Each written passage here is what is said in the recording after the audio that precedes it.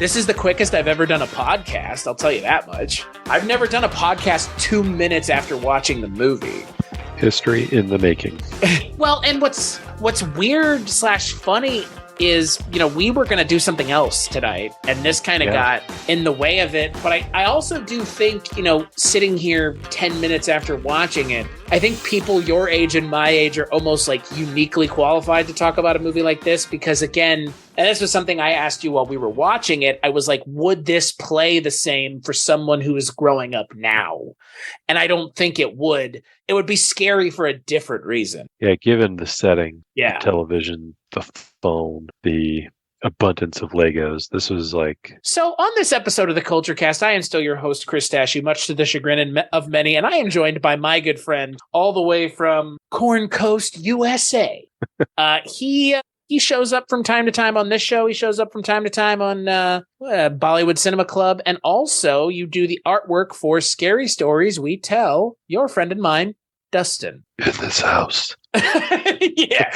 Go upstairs. God. Jesus Christ. Yeah. So if you don't know what we're going to be talking about on this episode by the title of the episode alone, maybe you wandered into this episode or stumbled upon it by accident. We're going to be talking about 2022's little lo-fi nostalgia baiting, kind of in a way, but in a good way, nightmarish experimental film, horror film. It looks like it was shot with an over-the-shoulder VHS camcorder. Yeah. We're going to be talking about Skinamarink. In this house.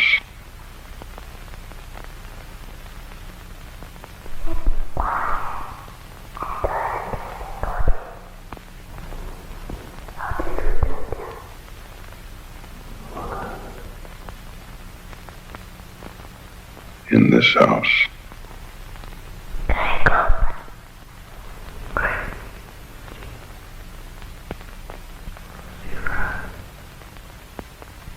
In this house.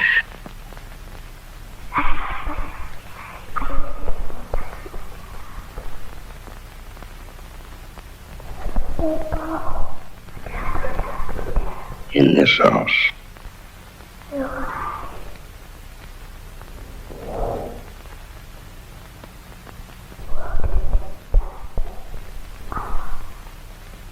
In this house.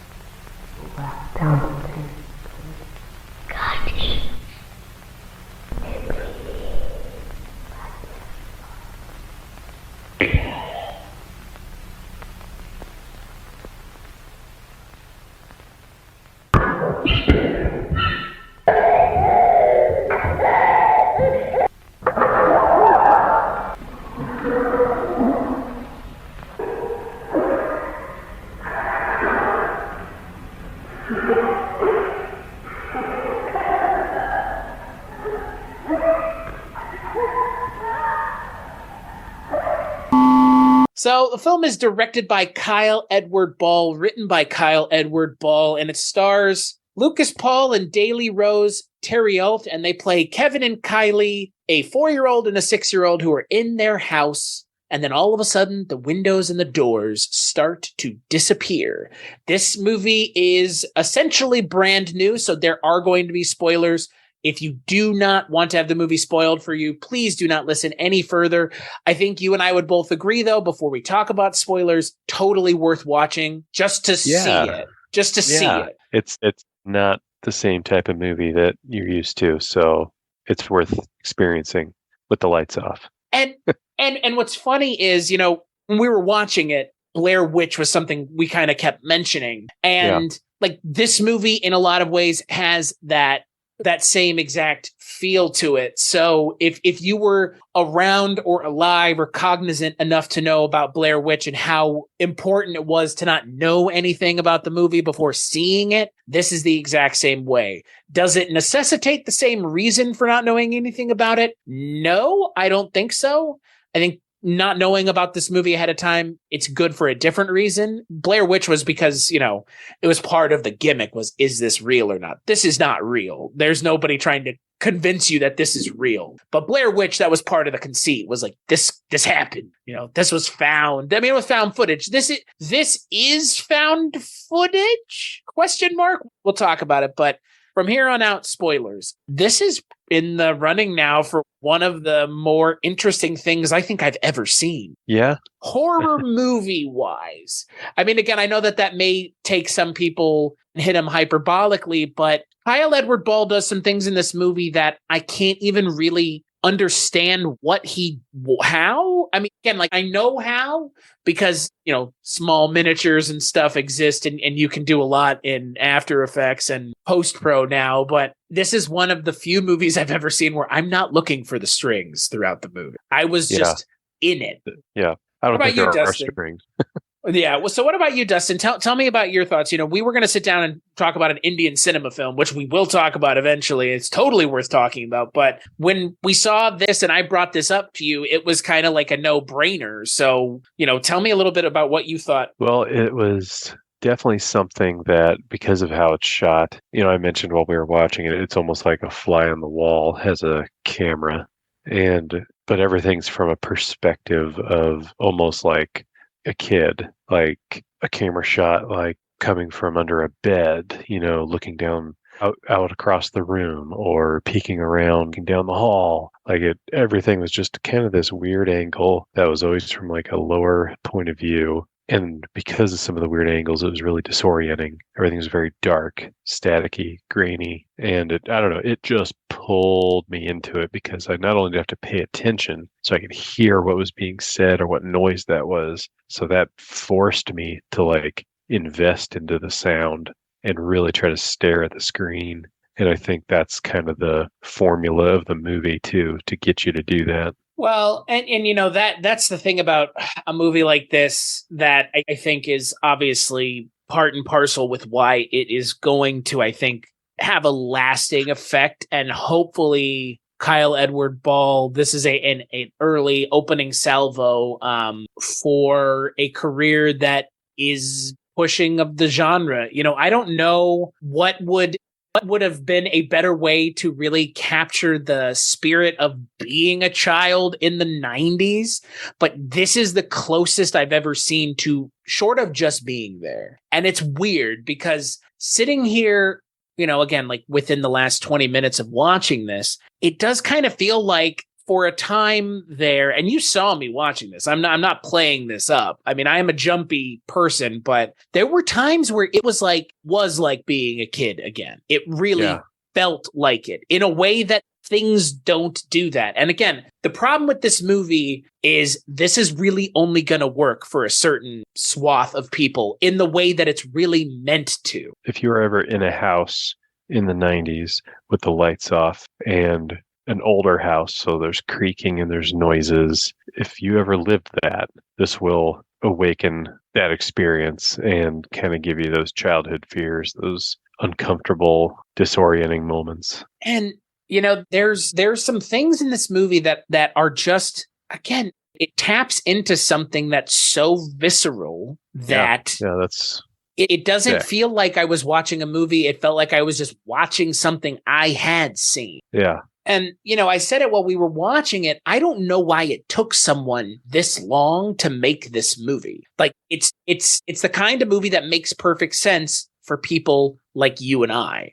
And that it is pandery in a way, and it's a little nostalgia baity, but in the same kind of conversation, it's baiting in a way that's more emotion baiting, less a specific thing. It's not like, that the TV's on and it's doing the thing from Poltergeist. So it's the TV's on and it's doing its own horrifying, weird thing in this movie that is very aggressive feeling without actually being any sort of malicious. But it feels like only something that people who, like you said, in the 90s would get. And I liked that about the movie, but at the same time, I know that it is going to really push the detractors to label it a nostalgia pandery movie, which I totally get. To get right out in front of it, I get it. I really get it. Having just sat here and watched it, I can already see where people that I know who would watch this movie would have a visceral reaction in the negative direction, because they'd be like, well, X, Y, and Z are exactly like this, and that's what they're going for. And it's like, or I don't get any of this because it's just boring and it doesn't hit that note for me. Well, we grew up with TV static, dial tones on the phone, VCR tracking. Mm-hmm. And when they do that in this movie, I mean, I can remember if no lights were on in the room and there was a TV on with static, that was terrifying. Yeah. Yeah. Especially if it was, I mean, even if it wasn't loud, it being quiet was even more terrifying. It's just like the low hum. And I know that there are plenty of people that love white noise. My wife is one of them. She can't get to bed without white noise, but I can't do that. Like, it creeps me out. It freaks me out. Yeah. And then the fear of not hearing a dial tone when you pick up a phone, terrifying as a kid. Right. And it really is like, you and I could sit here and just ping pong back and forth a list of things that kids in the 90s would be able to really identify with as a fear that they would have had as a child, looking back now as an adult. Like you mentioned, picking up a telephone and there being no dial tone, because again, we grew up with landlines. Also, your parents literally disappearing. Oh, yeah. Because in this movie, the dad disappears and then the windows and doors start disappearing as well. And we were kind of talking before we started recording that there is probably a lot more symbolism going on that I think we both agree is intentional, and we'll talk about it here in a little bit. But before we talk about kind of the serious stuff, I just think like a group of like 90s kids could go out who are in their like mid 30s now, and mid 30s to early 40s, and talk about like the things that would have scared them if they were in their house. And this movie essentially hits all of them, every single one in some form or fashion. Oh yeah, the toilet disappearing. That's terrifying for any generation. the toilet disappearing. There are some like kind of funnier moments in the movie, or not funny, but kind of just absurd to the point of comical, like the toilet disappearing, like the Mr. Telephone. I don't know what that toy is called, but the telephone with a face. Yeah, that you pull around and it like makes popping noises or something. But use that to kind of comedic effect, and then they use it to kind of terrifying effect in kind of callback. Yeah, a callback to the Mr. Telephone. But it's what's really funny is the thing that the movie has in spades, and something that I really appreciate as someone who obviously is sitting here creating an audio anything. The movie is technically impressive from an audio design standpoint, because we kind of really haven't mentioned this, but if you've watched the movie, which if you're listening to us now, you totally have, that the movie doesn't really have a lot going on in the first like third of the movie. Nothing is happening. It's a lot of static shots, to the point where I mentioned to you there was like Five Nights at Freddy's, the movie, because in a lot of ways, it's just static shots of weird angles, unsettling angles, even kind of strange angles, with a lot of distorted, muffled dialogue, audio, noises, what have you. But the audio is so critical in that first third of the movie for really helping set the tone and the giving you kind of built out audio environment that you're going to be in for the rest of the movie. I have not seen a whole lot of movies that have done it any better than this movie. This is a technically impressive film in a way that it's surprising this movie exists. And I think the audio is like the spine of the movie. I mean, you could play this just audio only, like listen to it on headphones and have no visuals, and you could probably still just use your imagination and walk through the movie in your head, kind of picture what's happening. It's like 75% the way there. Yep. Yeah. It does kind of rely on visuals in the second and third act way more than in the first act, which I think for me kind of changed the tone of the movie in a fun way. But also, again, the first act of this movie and into that about halfway through the second act is genuinely some of the more terrifying film footage I've seen in a while. It's really unsettling, and it's really creepy, and it's so well done in a way that these kinds of things normally aren't. And if they are well done, it normally takes people who are much more financially well off to do it. This is a movie on a budget of 15,000 Canadian. Oh, that's really cheap. I don't know the conversions. I got like 1.5, so it's probably like 20 20 to $25,000 maybe. Still cheaper that's than less a than the, nice less, car. less than the Blair Witch Project. Yeah. Yeah, it was done well enough, I think, because it was so technically well done. Like when it first started, I was like, oh my gosh, is this going to be an hour and a half of a night in a house? Right. And then not too long after that, my face is 6 inches away from the screen, just like, oh, holy crap, what's going to happen next? Well, and in my mind, this movie kind of makes good on the promises of something like Paranormal Activity. My expectations for that movie were more what this movie delivered on, which was a night in a house that's your own, that's scary. That's things are happening that you can't explain. And like, I get that Paranormal Activity is a great movie in a lot of ways, but I wanted to be creeped out throughout the movie and not have a moment of like pressure release. Right.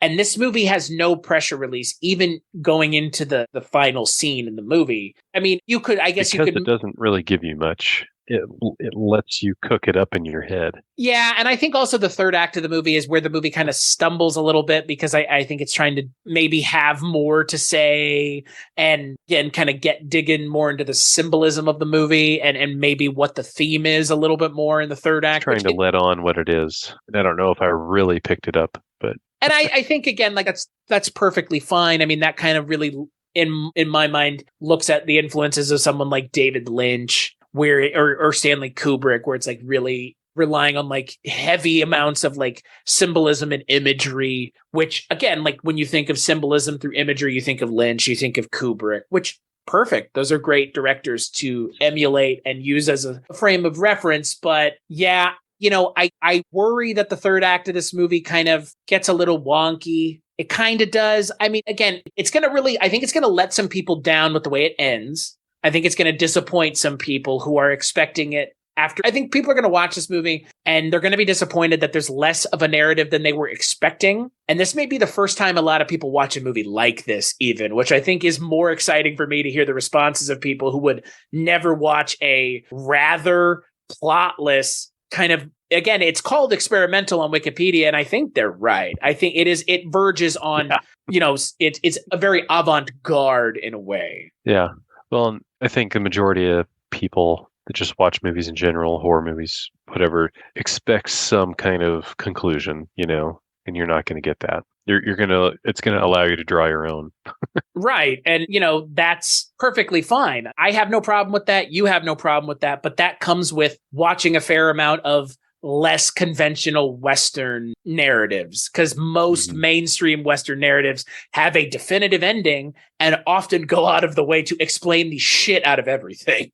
So this movie explains effectively nothing. Yeah, I'm too dumb. I'm too dumb to understand even the most basic amount of complex storytelling is what the studios believe. I don't believe that. I believe most audiences are able to enjoy a movie that has some metaphors or symbolism or parables or something. I don't believe all audiences are stupid like I think the studios do. I do just worry that with something like this, a lack of even, you know, it does have a narrative. I think in the first two acts and the third act, it kind of just starts really leaning on Stanley Kubrick, and the third act of 2001 kind of goes there. It really does. It all of a sudden becomes like a child version of 2001, where inspired by. Yeah, Dave is seeing himself as the star baby, and it's like we're kind of seeing that here. We get this shot of upside down Legos with the house, and we start backing away, and the third act, I think, is where when we get to it, we'll talk more about kind of the meaning possibly of the movie. But the first act, it does such a good job of setting your expectations of what the movie's going to be. And again, setting your expectations for something that really is not at all something you have ever seen before in a mainstream horror movie. When you start out watching, you're going to be compelled to kind of be like, what are we doing?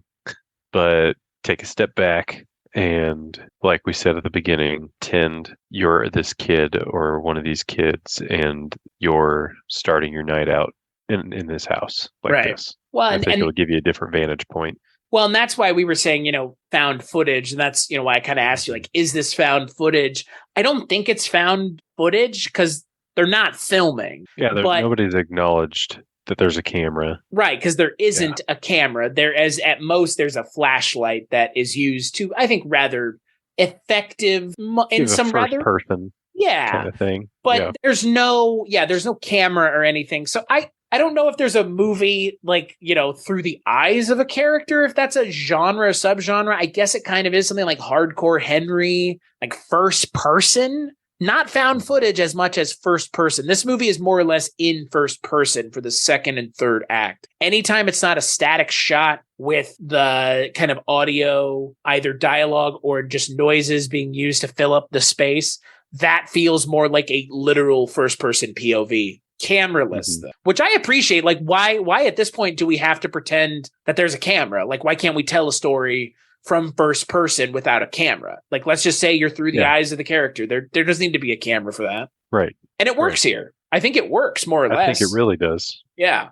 That's kind of how I started watching it. It's just a glimpse into what's happening in this house. Right. Where it's even less the fact that we're watching a character and more that we're put into the character's shoes directly. Right. Because there's one scene with almost like I was a toy on the ground. Watching what's happening. Right. Yeah. Especially in the first act of the movie, it really feels like you're just, like you said, a fly on the wall or part of the environment, just kind of soaking it in and becoming one with the space. And then let's talk a little bit about the narrative. So Kevin and Kaylee, Kevin goes somewhere, gets hurt somehow.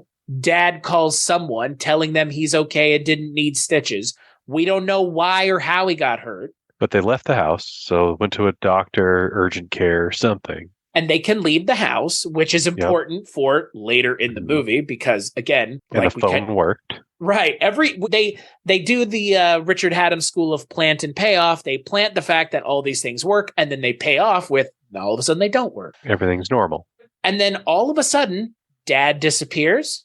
Doors and windows start disappearing, and it's Kevin and Kaylee in the house, in the basement or first level of the house by themselves, watching TV, playing with toys, trying to figure out what is going on in their house. And they start to find out that there may be something in the house that they've angered or are needing to interface with. And so Kaylee, after hearing a voice telling her to go upstairs, goes upstairs to the bedroom, her parents' bedroom, I think, I would assume. And again, Dad is gone. She walks into the bedroom. This is all in first person, and Dad's legs are there at the end of the bed, and just telling starts her to look under the bed. Yeah, but up until this point, it hadn't been first person, and all of a sudden, we're in first person with the flashlight and everything, and that's the moment the movie really, in my mind, had to prove itself that there was more going on for the narrative of the movie and the technique of the movie. Because I don't think this movie could have made it an hour and 40 minutes doing only for what the first act was doing. Right. I don't think it would have been as compelling. Let me put it that way. Well, in that whole second act, there was a lot of lights flipping on and off, and then they couldn't turn them on and off. But the TV was still on, but lights wouldn't work. So it's not a power outage, because the TV's on. And that's where, for me, I started to think, is this some sort of nightmare dream thing that's happening? In their head, you mean? Yeah. I mean, everything was normal. Kevin got hurt, hit his head or something. And from that point, things get weird, and there's just some things that didn't make sense. Like, why would the lights not work but the TV work? Why are they hearing these voices? And things are kind of disappearing, windows and doors. And so I started to lean towards, is this some sort of weird dream, or did they give him drugs for pain and he's having some sort of trip? Right. Because you were telling me about a fever you had where you had a trip. I had a fever similarly, more as an adult, but I'm sure I may have had one as a kid where I fucking had hallucinations and shit. Yeah. I feel like that would have been really disappointing if it was it's all a dream. But at the same time, the idea of it being the dream of a child or the interpretations of a hallucination of a child and in being in their position to see those is an interesting concept for a movie. And so I'm totally on board with it. If it is that, again, the movie doesn't make a case really for what is going on. I think it doesn't definitively ever say. I think Because you could also make the case that it's some entity.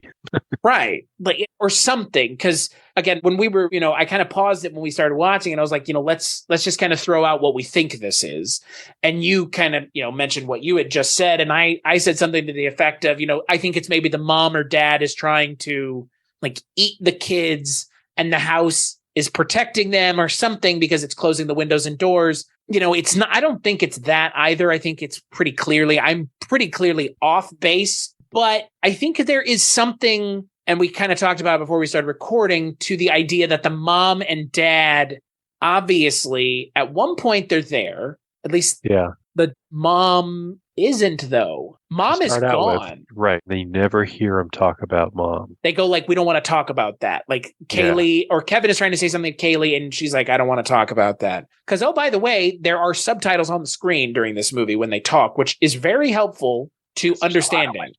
Yes. A whole lot. But the mom is out of the picture, more than likely, possibly dead. We don't know, not mentioned, but the dad is around. And so, I think there is something to the fact that they're there and then they're not. And when they're there, when they come back and it's not them, it's like a monster version of them. I think there's something to the idea that there may be a child abuse angle or an abuse angle. Because, the idea that the doors and windows are gone, you can't escape, you're a kid, you are at the behest of adults when you're a kid, especially if you're 4 to 6 years old. Like, what can you have no autonomy of your own, even if you maybe perceive that you do. Well, and to that point, like I gave that, as you're saying it, I'm giving it thought. And like there's times throughout this night where the kids are just on their own. They have to get their own food and stuff to drink and entertain themselves, get their toys out. And, if there is some abuse thing happening, mom or dad or both could be, drunk upstairs, and so the kids have to fend for themselves. And that's, or sorry, I'm like editing my thoughts as I'm speaking, but dad calls somebody at the beginning. Is he calling his ex-wife? Is he calling a family member? There's, like you said, there's so much left unsaid, so it's hard to really talk about any one particular way. But yeah, the abuse angle is interesting. And if you think about the tormented mind of a child of abuse, like you could look at this movie through that lens and be like, oh yeah. Well, and that's the thing. I feel like if we want to take a very hyper symbolic look and try to do a super Kubrickian way of doing it and say like everything means something, right? Every single thing in the movie means something.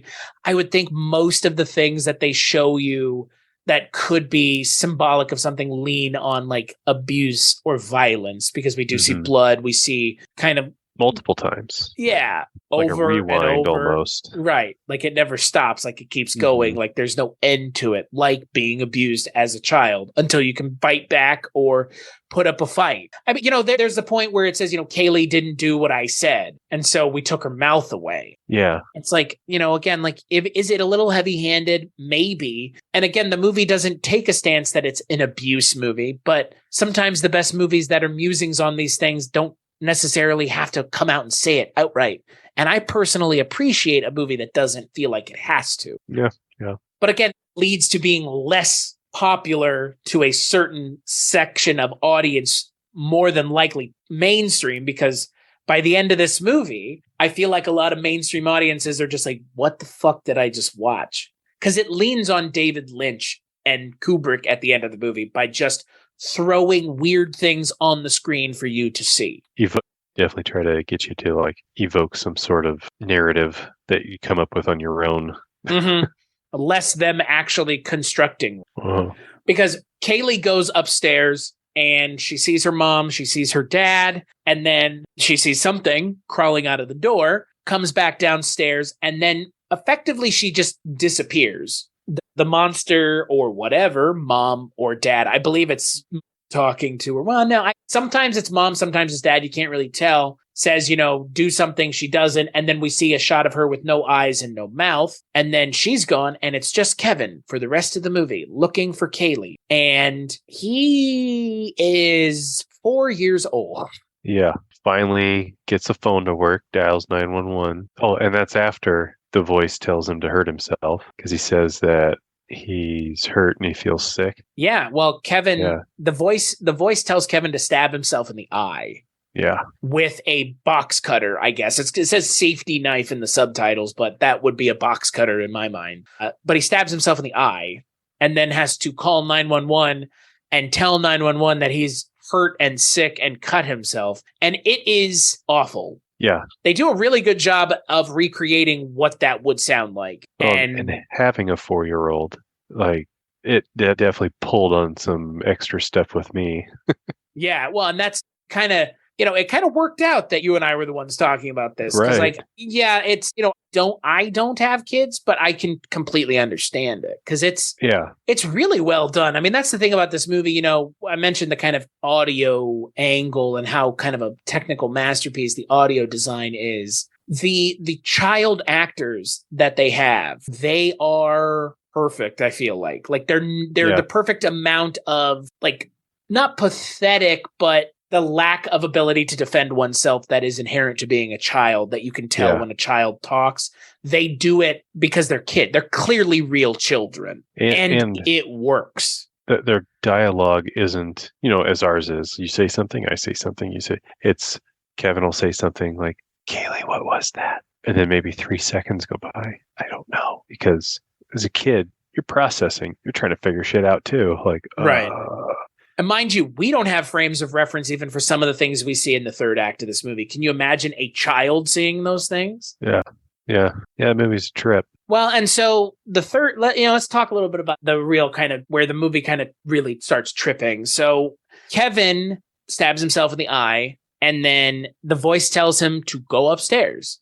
And he goes upstairs, and then things just start happening, I think is the best way to put it. Things get a little turned upside down for Kevin. Kevin ends up on the ceiling of the house. So he's on the ceiling looking down, and it's an important distinction to make for later in the movie, but it is so disorienting. Yeah. But it also feels like something I saw as a child. You know what I mean? Like there's this weird memory or like feeling that I have of like having a nightmare as a kid like that. Yeah. And I don't think there's not a kid that doesn't think about like, wow, if I could crawl on the ceiling, Yeah. Oh, for sure. But like seeing it in film form is just so like, and especially the way this movie does it. Yeah. Because this is like, we're getting into the part of the movie where it feels like they almost get away with it by being so, I would say it's effect heavy at the end of the movie. Like they're trying to throw as much weird stuff at you as they can. So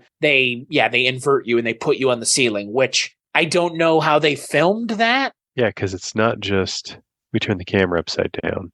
You actually feel like you're on the ceiling. Right. Like we know how they filmed it, but like, I don't know how they made it so convincing. Yeah. Like I don't know how and I don't want to know how because I don't want anybody else to do that because it was so well done. Like it's like a really good magic trick. Like I know that there's a completely domestic, boring explanation, flipping the camera on a rig that doesn't, I'm sure, but I don't care because it was so goddamn convincing. Mm. And it was so unsettling too. Yeah, it was. It just furthered the disorienting vibe of the film. Yeah. I mean, again, like, okay, now we're upside down. Well, and it helps that again, any person watching this who is a 90s kid does not remember what it's like to be a child for the most part. So all of this also feels so disorienting and strange because it's been so long that it's putting us in a position that we can't, I guess you might be maybe short enough to look like a teenager, but like a child, like a 4 or 6 year old, you'd have to be like 2 or 3 feet tall, which is a perspective that so many of us, most of us, all of us cannot really remember. So then, like you mentioned, they do that so well at the beginning of the movie, and then they take it a step further and invert it and put you on the ceiling while doing it. It's even more unsettling and just disorienting and weird. And then coupling that with the thought of a 4-year-old experiencing that, like, right, as an adult watching it, you're like, oh God, yeah, that poor kid. and a kid with a one stabbed eye. Yeah. And the innocence and just how it's described, like I cut myself and I feel sick. Yeah. It's heartbreaking. It's not great. It's really, The movie is the best kind of manipulative. Again, like I feel like that's going to get leveled against the movie is the nostalgia baiting, which again I think is just manipulation, like emotional manipulation of the audience. But movies do that all the time. Like why would we roast this one for something that all horror movies do, which is emotionally manipulate you? I think this one's pretty heavy-handed with what it's going for, but again, I think you have to be if you're evoking 90s lo-fi VHSs. Because it's funny, the movie assumes that we remember the 90s like they were a VHS tape. And in some ways, I don't think that they're wrong. Oh, yeah. Well, and even the Looney Tunes that was playing, we all grew up watching Looney Tunes. Yeah. And yeah, oh my God, the cartoon or whatever the fuck that is. So that's more in like the second, right before the end of the second act, all of a sudden the TV starts freaking out and it starts looping this same presto changeo cartoon loop, but it's this weird like noise that it keeps making. It's like over and over again. But it feels so just kind of like, I don't know there's something about it that's really unsettling. Yeah. You just want it to stop. Yeah. Well, there's another point later in the film where they increase the static sound all the way up to the point where it's like uncomfortable. And I told you while we were watching, I almost turned it off because I was like, this is a little much. But they start doing kind of like tricks to really, like you said, disorient the audience and give you this feeling of being a kid who has no idea what's going on. And we as adults don't have idea what's going on in this movie. Imagine the kid who doesn't understand what's going on. Yeah. Well, go ahead. I was just going to say with the audio, you're filled with that kind of background static the entire movie. And then there's that point where it's just dead silent. Everything shuts off. Yeah. Like if you just shut the TV off. Yeah. And that was jarring. Yeah. But again, in a good way, right? It's just it does all the things that you would kind of hope it would do really well. Almost in a lightning in a bottle type way. There are going to be movies that are coming that are going to be doing this. Oh yeah, I agree. Less successfully. And they're going to use this as a template. And I want to enjoy this for the one, evening that we get to enjoy this before this gets ripped off into the ground, because it's totally going to. Because there are so many interesting ideas, even in the third act of the movie, that you could build out into more movies, bigger movies, better ideas, more budgeted things could be done with this idea. And it will be. So it's, again, maybe a little hyperbolic, but at the same time, when you're seeing these things at the end of the movie that you and I are sitting and going, what the fuck are we looking at here? I don't say that very often when I watch movies, if ever. And there's some great moments when we said that. Yeah, like you're seeing the Legos on the ceiling upside down with the house, or the house in the distance, or the kind of, like you called it, the ethereal door, or the way the film ends, which is just face out of focus and a child asking the face, what is your name? And you never get an answer. Which I think, again, I think that, if anything, really leans on the abuse angle of not being able to recognize your parent when they're abusing you, because why would your parent abuse you? Like, who is this? Who is this person? Yep. And, the movie is, I think the movie, if you were to just boil it down to 3 words, would be lo-fi nightmare. Yeah. Like it is, like it's a lo-fi nightmare. And if you want to build it out to 4 words, it's a childhood lo-fi nightmare. Yeah. And I think that puts it well. I think nightmare is a good way to use it, because whether it's a dream sequence that the kid's having, or it's the reality the kid has built around to try to cope with whatever's happening, and it's just a living nightmare, which is worse, right? Right. Yeah. And these monsters are happening in the house, and he's getting injured, and his sister's getting hurt, and parents are coming and going, and being also like weirdly, like kind of not suspicious, but just kind of like vague and strange. Yeah. And his only comfort, right? Only comfort is Legos, cartoons, coloring, juice boxes. In that way, the movie is beyond depressing. Remember when you said there's that voice that said sleep? Yeah. And then he's like, boom, hit the ground. And then later it shows him pick up his juice box. I mean, if you look at that through the child abuse lens, kid just got knocked out or something. Yeah, sleep. Yep. and then woke up and just grabbed his juice box, kept going.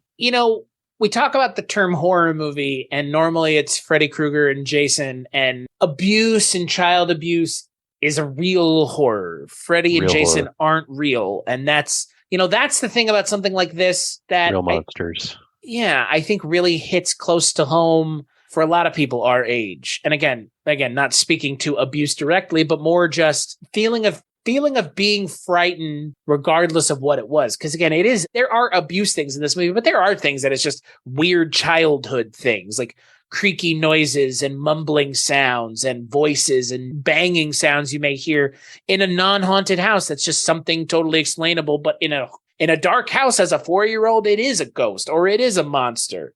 It is. Mm-hmm. It's not just explainable because like we've already said, if you're perceived, right, if you're a kid, that's the thing we can't remember because we're so old at this point as adults. Our distance from that age is so far. It's hard to understand what it's like to not be able to recognize something. And that's why it was so wild to watch a movie where I genuinely had a hard time figuring out what the fuck was going on, but not with in that a distorted perception of it. Right. But not in a like, I can't follow the movie because, I don't know, Jodorowsky decided to really be heavy with the symbolism on some religious feeling. More just like, I'm looking at something that I don't recognize. I know it looks like something I've seen or something I should recognize, but there's just something wrong with it enough that I can't figure it out. It's like that picture, and I think I probably texted it to you, where it's like, keep looking at this picture. The longer you look, the weirder it gets. And all of a sudden you start seeing like alien tails and weird shit on the picture. It's like the scene in Men in Black where he's, Will Smith is watching and all of a sudden, you see an alien tail and the people are riding their bike and stuff. Don't look too closely. In this movie, there are times, and we paused it while we were watching it and we were talking about it. There's a scene where the dissolve that they use has a person dissolve into a lamp. And it's done it's done in a way where you and I were like, did something just happen? Or were we seeing things? Yeah. And that does not happen makes you frequently. Question what you see. Yeah. Yeah. That doesn't happen frequently when I watch movies, frankly, ever. So it's so weird to have this feeling with a movie that you and I can really share, grew up different parts of the world from one another, but yet it's so visceral for us. Uh-huh. That's strange, unexpected, and not something I expected to get from a first-person horror movie. And I think we should create that as a genre, first-person movies. I think that's a thing that people really need to start maybe embracing. If people want to know what it's like with TikTok and shit, to know about real people out in the world constantly and what they're doing, why not start making movies where you're literally in the person's shoes? Uh-huh. No camera needed. Or just in their environment, yeah. Right. Yeah. It's interesting because by the end of the movie, it ends after showing all this kind of home imagery of being at home and then violent imagery with blood and blood splatter and children screaming and then it rewinding over and over again. The movie ends with that face out of focus and the child asking it what its name is. And it honestly feels like there was no other way for the movie to end. Like that's the logical conclusion to this kind of movie, is just a further subversion of your expectation of, nope, we're going to leave you hanging. Like, nope, no answers, nothing. I halfway thought at the end there, after the kid asked, what's your name? And was getting no answer, that figure would start singing, Skinamarink, dink, Skinamarink, do, I love you. I was kind of surprised that didn't factor into the movie at all. But maybe that was too on the nose. Maybe. Given that the name of the movie is Skinamarink. But that would have been creepy as shit. In this movie, yeah, would have. I don't think anybody would label this movie as not atmospheric or not creepy or not unsettling. It's not a boring movie. I get why people would find it boring, but that's because you're wanting to see something happen as opposed to just listening to things happen. And there is absolutely nothing wrong with that. If you don't like it, that's a you issue and I get it, but you can't tell me that the movie's boring. It's not a boring movie. It's just a very atmospheric and slow movie that does take about 30 minutes to get going. But those first 30 minutes are not bad, boring, or not worth watching. They're probably my favorite part of the fucking movie, frankly. Yeah, they're essential. Yeah. Yeah. the first 30 to 40 minutes of this movie where it's just all these static camera angles, diagonal weird, like you're a mouse or a Lego or a lamp or a clock or whatever the fuck in this house, are so interesting and fucking weird and novel feeling and fresh feeling that I can't wait to rewatch that and just like leave it on. It's that first 30 minutes, probably even into the second act too. It's the movie getting you where it wants you. Right. It gets you right where it wants you to be. And gets you primed up. And then I don't think the third act really does the first two acts justice. Yeah. Right. Kind of wish. And maybe that's the escalation of the nightmare or the hallucination or whatever. I could say, like, I wish it had maybe had more of a narrative towards the end, but I think for the purpose of what I think you and I both at least perceive or believe Kyle Edward Ball is doing and telling kind of this story of nightmares, regardless of real, imagined, tangible, intangible as a child, I feel like you can't really expect a straightforward narrative.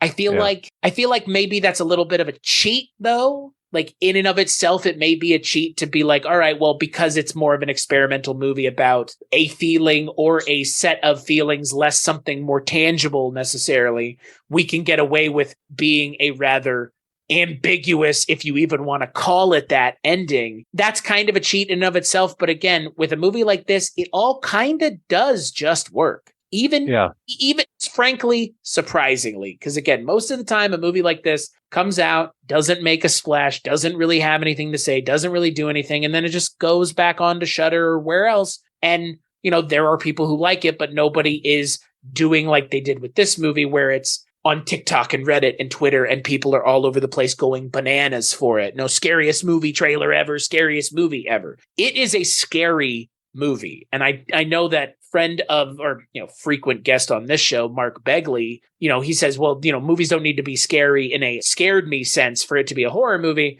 I agree, but this movie is scary. Like, it does have moments where if you were watching this by yourself in a dark room or even in a not dark room, you'd be pretty unsettled. And again, your level of unsettled may vary to the point of like, I need to turn this off. It's freaking me the fuck out. Like, walk away from it for a little bit. Yeah. Or I need to turn the lights on or something to that effect. Because again, I know that there are plenty of people out there that are much more sensitive to this kind of stuff than I am. But you watched it with me and I did jump and scream several times. I have no problem admitting it. Like, it's kudos to you for keeping the lights off. Yeah. Well, I mean, again, this is the kind of movie where, frankly, you want to know the way to watch this? Boy, you know where I'd want to watch this? I'd want to watch this in a cabin somewhere or in an old house like this on a fucking cathode ray tube TV. Oh my God in heaven, dude. That would be nuts. Hell yeah.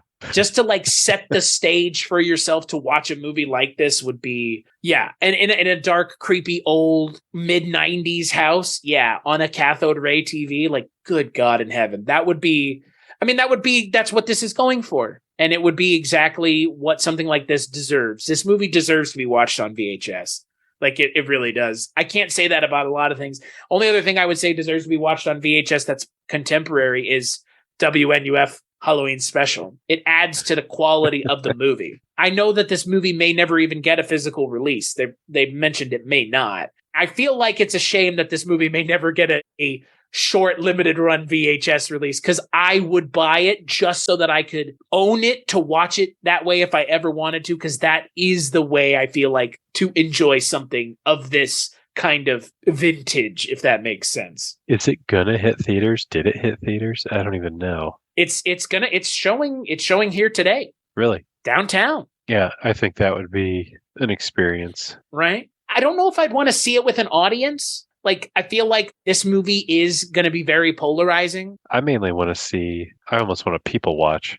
Yeah. Now that I've seen it, I want to people watch in the theater and just see how it hits people. This is one of those movies where you would want to put it on for people and kind of see their reaction. Yeah. And again, like, you know, people that are 20, 30 years older than me, or even say 15 years younger than me, are going to watch this, if they watch this, and not take away from it the same thing that you and I and so many people are going to. And that's perfectly okay.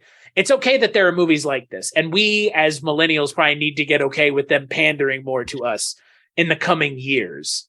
But, this is made by a guy who had a YouTube channel. He was asking people about their nightmares, and he used their nightmares to make this movie. It was crowdfunded. Wow. So it makes sense that the things that are scary in this movie feel like things that you and I would find scary because, again, we're of a generation of people that did have a fair amount of base similar experiences when it came to home life, at least from a feeling of being alive at the time in the space. Yeah, this movie was definitely not just worth watching, but like immediately, but also talking about immediately. Yeah, I think keeping it fresh was smart. If we'd have waited, we'd have less to say, and it wouldn't feel the same. No, and this usurped the other recording we were going to do about a movie that I think is equally as good in a lot of ways as this movie. It's a completely different movie, but I'm so glad and so thankful to be able to share weird new movies with people that we can just go, yeah, like this is fun and weird and novel. And like, everybody talks about how terrible it is to be alive right now and how terrible everything is. And yeah, shit sucks, but at least we get to be entertained by cool stuff while the world is spinning out of control. And we were able to do it from your chair and my chair in different places and watch the same movie at the same time. And you know what? There is absolutely nothing wrong with that because at the end of the day, like you said, this is a movie that I think is going to polarize people. But like you said, it's going to be a movie where you show it to other people and then you want to talk with them about it and see what they thought and even ask them like, did you feel the same way about some of these scenes that I did nightmare wise or, experiences that you had? And like that, for me, ultimately may even be the lasting effect of a movie like this is opening up a dialogue to talk about like the weird nightmares we all had or weird experiences. Because again, on Shudder, they have plenty of stuff where it's talking about, shared experiences among groups of people like the African-American horror series they did and the LGBTQ horror series they did, specifically about those horror communities. In a lot of ways, this movie is about a horror community of millennials who have a similar frame of reference for what scared the shit out of them as kids. And you know what? Thank God that this movie exists because if it didn't, we wouldn't have been able to have one of the weirder cinematic experiences I've ever had from my own chair in my own house. Like, this movie shouldn't have worked. So many times I was watching this movie thinking to myself, I hope to God everybody else likes this as much as you and I are because this guy has I don't know. Hopefully he has a career similar to so many other people who make a lasting impression with their first impression. Yeah. Yep. I want to see more. Mm-hmm. Even if it's nothing like this, I just want to see what someone who has these sensibilities and can also aggregate other people's ideas and distill it down into something really compelling. I want to see sequel. Well, I don't know about that. Child abuse, lo-fi nightmares 2. I want to see what this person's views are or beliefs are or takes are on other things, because this is a really unique perspective to have. Even if it is something that you and I can relate to inherently, that doesn't mean it's not presented in a really unique and interesting way. Yep. The filmmaker has the ability to tap into something. So roll with that. Yeah. And hey, you know what? I'm all for more Canadian horror directors because I can't really... Manborg. I can't really just, Astron 6 all the time and Jason Eisenberg, but because Jason Eisenberg, I mean, I think Hobo with a Shotgun, he has a new movie coming out. Really? Called like Kids versus Aliens or something. It's like kids fighting monsters. Yeah, but Canadian horror is really, in my mind, like what you mentioned, Manborg, which is, Astron 6 and Psycho Gorman and stuff. So this is very different and very weird, and I am so on board with it. You know what? Mm-hmm. You know what the movie was really missing? Like, and again, it wouldn't have made any sense, but like a killer lo-fi soundtrack. Right? It's like it's lit in like that like 90s gradient. For sure. Yeah. This was a fun movie. It was. Well, you mentioned you said something about reliving a nightmare or something, and it got me thinking about, that part where it's rewound, or when the cartoon keeps replaying that same loop. Like, is this a recurring nightmare Is that what it is? I mean, again, like, I think it is just like we've said, it's about nightmares, right? Like whatever they might be, waking or sleeping. And, it's scary to be a kid. And I don't think we remember how scary it was to be a kid now that we're all adults. And, good on Kyle Edward Ball for making me feel like a scared little kid again, which is not a thing I thought I would be feeling really ever. My 4-year-old recently, middle of the night, came to bed crying, like bawling, like hyperventilating crying. And she woke me up and she said, the first thing I heard when I woke up was, "Dad, is that you?" And I'm like, "Yeah, honey, it's me." And after she caught her breath, took 10 minutes, she said she had a dream that I was taken away. So think about the mind of a kid and how terrifying just those thoughts are. And if they get stuck in the brain and you fall asleep with that somewhere in your brain, it comes out in a dream. That shit's real. And when you're a kid, you don't know whether to make heads or tails of a dream or reality. When she woke up, she had to come see if I was there. Right. Well, especially at that age. She knew I was gone. Right.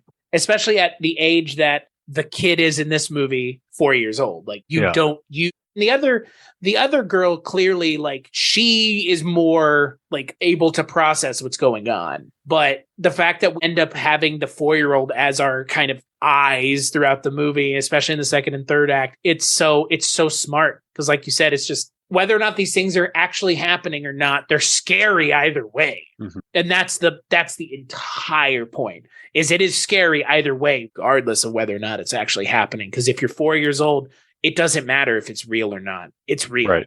It's terrifying. Yeah, it's real and it's terrifying. Perception's reality. Yeah. Yeah, exactly. Well, you mentioned the first, second, third act and how different they become. It almost feels like an escalation, like I mentioned, almost an escalation of the kid's detachment. Like, because by the third act, things are so not normal. Surreal. I mean, it's so surrealism. Detached from reality that it makes me think that too, that whatever the kid's going through, real or not, in a nightmare or some reality they're built for themselves, whatever it is, it gets more detached as it goes. Well, and I mean, again, if it's the abuse angle or just the nightmare angle, I mean, it makes sense either way. And the abuse angle is less of a stretch, frankly. It's just, again, you would become more detached the more abused you were. And that's not me saying that. That's, people who are much smarter than me, who are child psychologists, talking about how children react to abuse, verbal and physical. And they just start to become detached, because why wouldn't the toys and the Legos get further away? You're not a kid anymore. You don't feel like one. The face of what's likely a parent is distorted, and you don't know who they are anymore. It's terrifying. It's terrifying. Shivers thinking about it. It's terrifying. It's so effective at evoking a specific emotional reaction, and that has to be applauded. Again, almost above everything else outside of the audio design of the movie. Like, just being able to so succinctly evoke a specific time and place and feeling for a large group of people that should be applauded alone. But then there's actually a really good, interesting movie and kind of visual experience, I would even say, in a lot of ways. Less a movie, almost more an audio visual experience, which is why it's being called experimental. But yeah, this is just, it's heartbreaking and fun and weird and exciting and novel. And you just want to see more of whatever Kyle Edward Ball has, but you want to see more of this too, because like you said, it's so compelling and weird. Like, why wouldn't you want more of this? Uh-huh. Well, primarily because it's about a child's nightmares. Stop subjecting this child to their nightmares. So, well, Dustin, what are your final thoughts on Skinamarink? The title of the movie we've said all like 2 times. I know. What a goofy ass title, huh?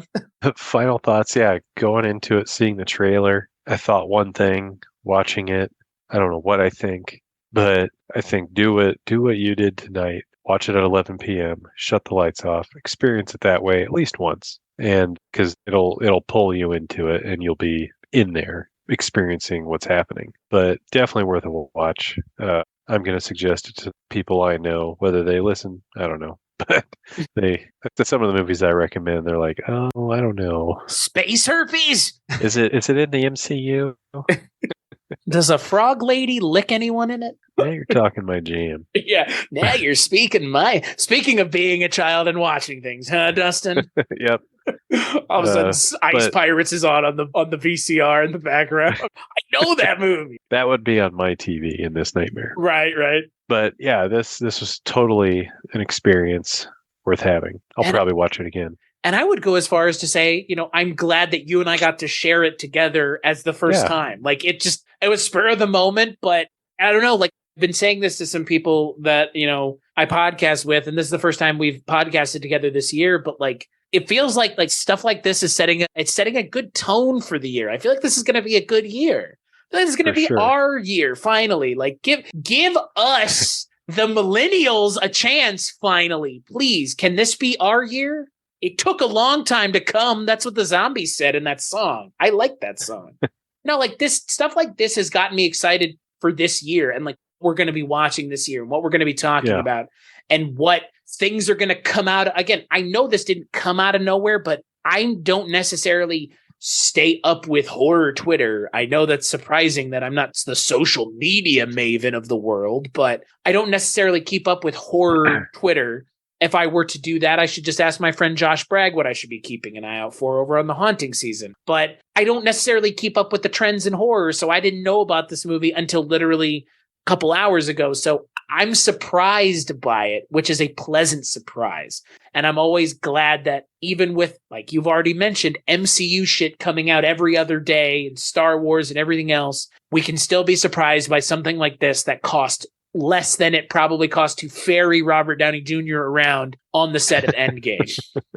This movie cost less money than it did to have someone be Robert Downey Jr.'s body double for shots from behind in Endgame. Okay. Like this is a masterpiece of low budget filmmaking on top of everything else. This movie costs less than Blair Witch did. Uh-huh. By like a lot. Because that movie cost $90,000, I think, when it was made. So because there's probably a skilled camera person involved with this, but not so much that it's like, okay, let's get the right shot just perfect. No, just go set the camera behind that chair. But it feels unintentional in the same way. It feels unintentionally intentional, like the way everybody always talks about Kubrick putting those Calumet baking soda cans in The Shining. And that meant that it was an allegory about American Indian dying or whatever the hell they say in Room 237. It feels that same way where, like you said, it feels unintentional, but obviously a million times intentional. Like so again, like it's a movie that's so meticulous in its unintentionality. It really feels like a kid walking around a house and being scared by shit.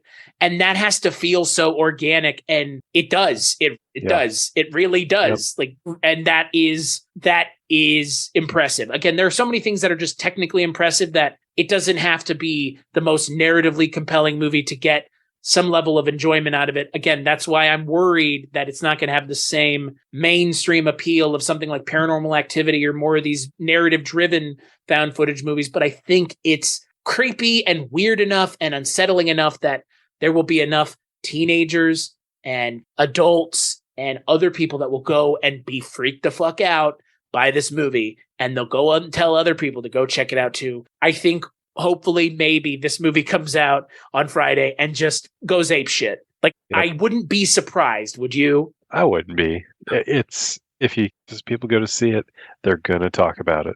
Yeah. Good or bad, you're going to feel a certain way about this movie. And hyper polarizing movies come out every now and then. And most of the time, they're not necessarily good. They're not even necessarily worth watching, and that's what makes them super polarizing because some people feel like they are and some people feel like they aren't. And this movie, there are going to be people that say this movie's not worth watching. Like bold face, don't watch this movie. It's boring and a waste of time. I'm not going to say I agree with them, but I could understand that reasoning if I really wanted to put myself in that mindset. But you know what? I'm in the camp of this was a lot of fun and it was a fun movie to watch, but hey, this has set a high bar for 2023. Yeah. Yeah. That's the understatement of the night. So we'll see what's next. Yeah. So on that note, you can find Dustin and I over Weirding Way Media talking about well, Indian cinema and ice pirates and all kinds of fun stuff, right? Just all kinds of weird stuff. All kinds of weird stuff. Stuff I am new to talking about. Stuff I've been waiting to talk about. So stuff that I had never seen that you wanted me to watch. It's all there. But all of it's over at weirdingwaymedia.com, where you can find this show and so many other shows, including Mike White's Projection Booth, Mark Begley's Wake Up Heavy, Father Malone's Astounding Tales of the Public Domain, my good friends Sierra and Alicia's Twisted and Uncorked. It's all there. Just go. Weirding Way Media. Stop what you're doing now and go there. The show's over, more or less. As for this show, Kulturecast.com, Patreon.com/Kulturecast, all the places that you could go to listen to this show or donate or financially support the show or however you want to view it. But like, rate, and review on iTunes or Spotify. That's what helps out the most in regards to people listening to the show. Dustin, it's late, but this was fun. It was. I'm glad we did it. I'm going to be hurting tomorrow, but I'm glad we did it. You and me both. And yeah, well, you know what they say, sacrifice makes good content. So on that note, catch you on the next episode. All right, good night.